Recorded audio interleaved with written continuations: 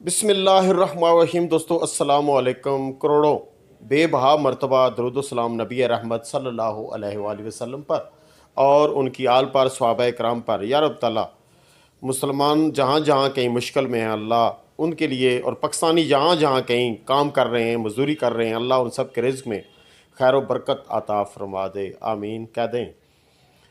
19 जमादी अल-अव्वल 1445 हिजरी, 4 दिसंबर 2023 और 21 मगर 2080 बकरी में बनता है। डॉलर ओपन मार्केट में भी थोड़ा सा कम हुआ है और इंटरबैंक में भी डॉलर कम हुआ है। इंटरबैंक में 47 पैसे और ओपन मार्केट में 25 पैसे कमी आई है। 284 रुपये 52 पैसे की क्लोजिंग आई है इंटरबैंक में और 285 रुपये 75 पैसे ओपन मार्केट में। दिरहम 77 रुपये 47 पैसे इंटरबैंक में क्लोजिंग है और सऊदी रियाल 75 रुपये 85 पैसे इंटरबैंक की क्लोजिंग है। इंटरनेशनल मार्केट में ऑयल की कीमतें बहुत ज़्यादा कम हो गई हैं। क्रूड ऑयल आ गया है 73.67 डॉलर पर और ब्रेंट ऑयल आ गया है 78.44 पर। ब्रेंट गया है 83-84 के दरमियान और क्रूड ऑयल गया है 80 के दरमियान में, यानी तकरीबन 6 डॉलर 7 डॉलर में कमी आई है तकरीबन। सिल्वर मार्केट आज 11 डॉलर कमी आई है इंटरनेशनल मार्केट में। चांदी की कीमत में 817 डॉलर से कम होकर 806 डॉलर पर आ गई है। पाकिस्तान में चांदी की कीमत की कमी नहीं आई है। 26 रुपये पर तोला चल रही थी, आज भी 26 रुपये पर तोला, 223 रुपये पर ग्राम्स और 2,23,000 रुपये में 1 किलो यानी 1000 ग्राम चांदी खरीदो फरोख्त हो सकती है। गोल्ड इंटरनेशनल मार्केट में 2067 डॉलर पर इस वक्त मार्केट खड़ी है। 66.45 डॉलर पर ग्राम है और 775 US डॉलर 1 तोला सोना बन रहा है इंटरनेशनल मार्केट में। दुबई में जो सोने की कीमत है वो 2846 दिरहम आ रहा है बगैर टैक्स बगैर मजदूरी के, और अगर इसे हम इंटरबैंक से कन्वर्टेशन करते हैं तो 2,20,500 रुपये रेट बनता है। और अगर हम 6 दिरहम पर ग्राम पर टैक्स वगैरह डालकर तो 2916 दिरहम का 1 तोला बनता है और ये रेट आता है 2,26,000 रुपया।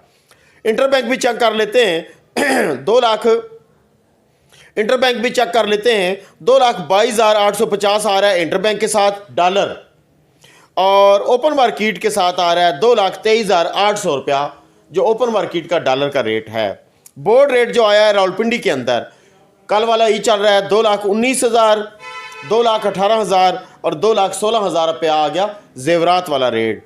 ओपन मार्केट में जो रावलपिंडी के अंदर रेट खोला गया है वो 2,20,500 रुपये में पीस 24 कैरेट बिस्कट देने का रेट है और 2,19,500 रुपया ख़रीदारी का रेट रखा हुआ है। इसी तरह जो रवा पठौर तेज़ाबी है वो 2,19 और 2,18,000 का रेट रखा हुआ है। KPK में पीस का रेट बनेगा 2,29,687 रुपये 12 ग्राम 150 मिलीग्राम पीस का रेट। 2,28,125 आ गया रवे का रेट। अगर हम पर ग्राम की कीमत भी चेक करते हैं तो 18,900 रुपया पर ग्राम पीस का, 18,775 पर ग्राम आ गया रवे का। अगर हम दीगर शहरों में देखते हैं तो फैसलाबाद का रेट आता है 2,17,500 रुपये में पठौर तेज़ाबी वहाँ दे रहे हैं और 2,16,500 रुपये में रवे की ख़रीदारी की हुई है। लिया में, फैसलाबाद में, झांग वाली साइड पे रवे का रेट हमेशा ही कम इसलिए होता है कि वहाँ मार्केटें बड़ी नहीं हैं, ख़रीदार कम होते हैं। ज़्यादा जो बड़े शहरों की मार्केटें हैं उसकी तरफ रुख होता है, जहाँ ख़रीदारी ज़्यादा होती है वहाँ पर रेट जो है वो तेज़ी में आ जाता है, जहाँ कम होती है वहाँ रेट कम होता है। तो जो इस वक्त अगर कई जाए बात कि ख़रीदार कितने हैं और ख़रीदार और सेलर कितने हैं तो 50-50% आप बात कर सकते हैं। इंटरनेशनल मार्केट ने जिस अंदाज में ऊपर से तेज़ी ली है उसकी सिर्फ एक ही वजूहत थी जो आप सबको भी मालूम है कि जो जंग बंदी का मामला था 1 हफ़्ते से, तो सब ने सोचा था कि ये जंग बंदी हो चुकी है और इसलिए सोने का रेट एक दफ़ा ऊपर गया, लेकिन साथ ही हफ्ते वाले दिन उसने दोबारा बयान दे दिया कि जैसे ही जंग बंदी ख़त्म होगी तो मैं दोबारा जंग में तेज़ी कर दूंगा। हत्ता के साथ साथ ये बयान भी साथ साथ छोड़ दिया कि लेबनान को भी शामिल कर लूँगा अगर उसने भी गड़बड़ की तो, यानी इस वक्त वो बदमाश बना हुआ है। और इस वक्त जो इंटरनेशनल मार्केट पर असरअंदाजी है वो सबसे बड़ी इसी जंग की वजह से है। आज जंगबंदी हो जाती है तो ये ऑटोमेटिकली रेट नीचे आएगा। बाकी ओवर एंड ऑल अगर अमेरिका के हालात देखें, हम क्या करें? हम पाकिस्तान में बैठकर दुआ ये करनी होती है कि या अल्लाह सोने का रेट नीचे आए, और नीचे आने के लिए अमेरिका के अच्छे हालात की भी दुआ करनी पड़ती है। वहाँ ज़रा सी गड़बड़ हो जाए, सोने का रेट हाई, वहाँ ज़रा सी गड़बड़ हो जाए, ऑयल की कीमतों में तेज़ी। तो इसलिए हमें अपने मुल्क को बचाते बचाते बाकी मुल्कों के लिए भी दुआ करनी पड़ती है। अमेरिका में 3-4 वजूहत होती हैं इंटरनेशनल मार्केट बढ़ाने में। एक तो वो हर वक्त जॉबलेस लोग आ जाते हैं, तो जैसे ही जॉबलेस लोगों में इजाफा होता है तो इनके सोने के रेट में इजाफा शुरू हो जाता है। और दूसरा, ऑयल की कीमतें जब डाउन होती हैं तो सोना अप हो जाता है, सारे माल इधर से निकल के उधर चले जाते हैं। और तीसरा, ये जो फेड है उनका, यानी शरह सूद का मामला अमेरिका में, ये बहुत ज़ोरदार होता है, क्योंकि अमेरिका में बैठकर लोग सूद पर माल खाने में बड़ी दिलचस्पी रखते हैं, इसलिए अपनी इन्वेस्ट को सेफ समझते हैं कि बैंकों में जमा कराया जाए। अब बेल्टर बाउंड्स है, जिस तरह हमारे होते हैं ना नेशनल सेविंग्स के वोचर निकलते हैं जो हमारे होते हैं ना फिक्स डिपॉजिट के, इसी तरह अमेरिका के अंदर भी आप ना येल्डर बाउंड होते हैं जो बैंक इशू करते हैं। तो उनमें कमी आ रही है, लोगों में कमी आ रही है, लोग दूसरी तरफ जा रहे हैं, अपनी इन्वेस्ट सोने में डाल रहे हैं, अपनी इन्वेस्ट किसी और चीज़ में डाल रहे हैं। तो ये जो बैंकों वाला मामला है ना, ये भी बड़ा असरअंदाज होता है सोने के रेट में कमी और इजाफे में। तो बहुत सारी बातें हैं, तो आप भी अपने अपने इलाकों की अपडेट शेयर करिएगा।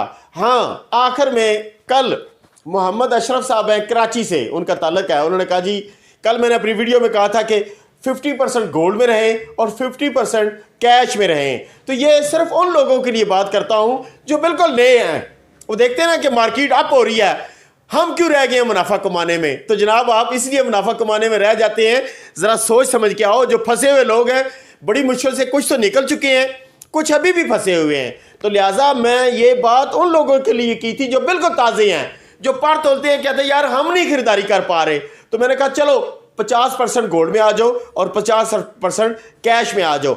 आज जो समझदार लोग हैं वो हमें मशवरा दे रहे हैं कि जो बिल्कुल फ्रेश कैश में बैठे हुए हैं वो 25% गोल्ड में आ जाएं, लेकिन 3-4 दिनों के लिए सोने का रेट दोबारा बैक लगाने का भी चांस बन रहा है इंटरनेशनल मार्केट की वजह से या पाकिस्तानी हालात से, क्योंकि IMF भी की टीम वापस चली गई है, वो भी अपनी किस्त भेजेगी, तो यकीनन थोड़ा सा डॉलर करेंसियों पर प्रेशर कम आएगा। अब नए खरीदारों के लिए 25% गोल्ड में आ जाएं, लेकिन दिमाग और आंखें और कान खुले रखिएगा। 2 या 3 दिन है, यकीनन आपको दोबारा चांस मिलेगा बैक आने का।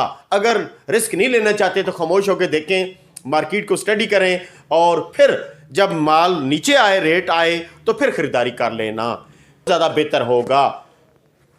अल्लाह हाफिज़। पाकिस्तान जिंदाबाद और पाक फौज जिंदाबाद।